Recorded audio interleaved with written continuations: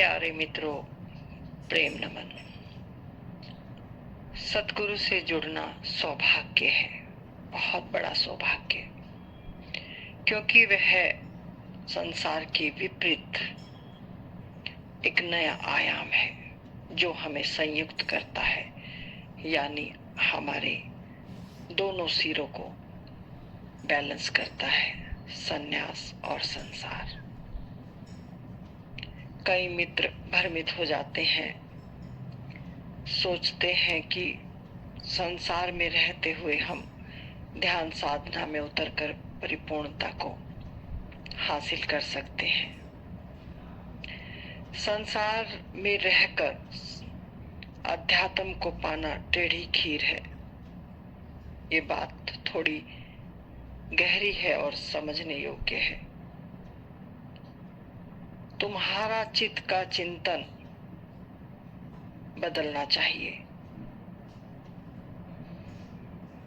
पूर्णता होने के बाद भी बात वहीं आकर समाप्त होती है, या संसार के बचोगे या फिर सन्यासी हो जाओगे।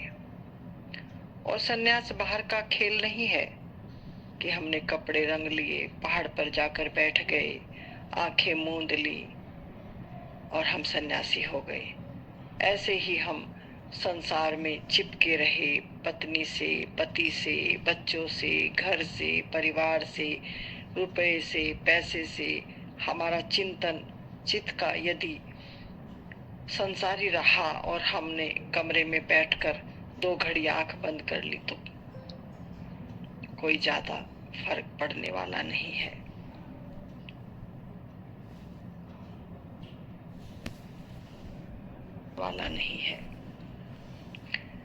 हमारे चित्त का चिंतन बदलना चाहिए।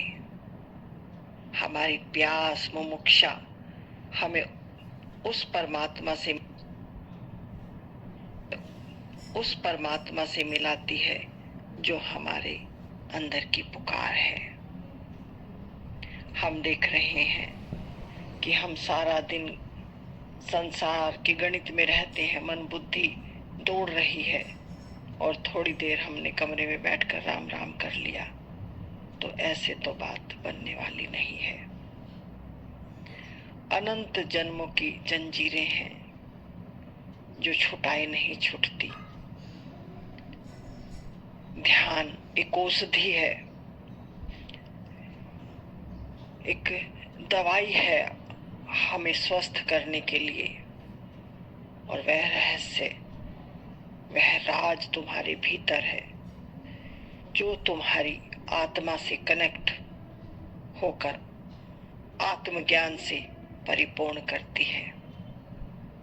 यही बोध दृष्टि है। ध्यान भी यदि तुमने अज्ञानता में किया तो वो तुम्हारे दुख का कारण बनेगा।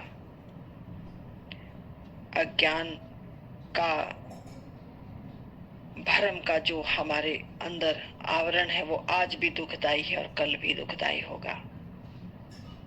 युक्ति से चलना होगा, रहस्य को जानना होगा अपने भीतर, ताकि हम इंटरनल कनेक्ट होकर स्वयं बोध, स्वयं जागृति को उपलब्ध हो सके, जहां हम स्वयं की दृष्टि से देखने में सक्षम हो जाते हैं। हमारा संसार और संन्यास पूरा हो जाता है।